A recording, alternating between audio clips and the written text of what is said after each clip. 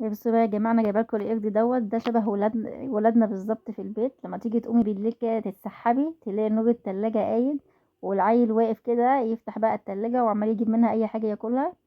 انا ابني والله بيقعد فوق درج التلاجة كمان، يعني هو بيفتح درج التلاجة ويقعد ويمسك ازازه الميه ما كنا في الصيف وبيشرب، هو اكنه قاعد على الانتريه بالظبط.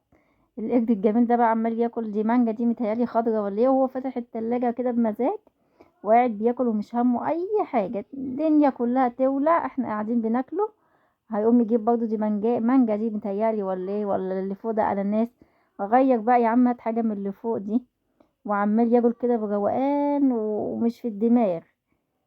وبيرمي القشر وراه كمان في التلاجة، مثلا يحط القشر ويسيبه، يعني هو مش هيشيل القشر اصلا من مكانه.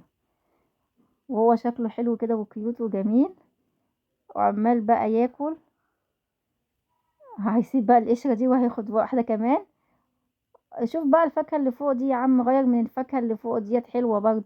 والله شبه ولادنا بالظبط، يعني هو شبه العيال بالظبط لما بيجي يقوموا بالليل يتسحبوا كده. هو خلاص بقى بياكل ببقه بقى كله.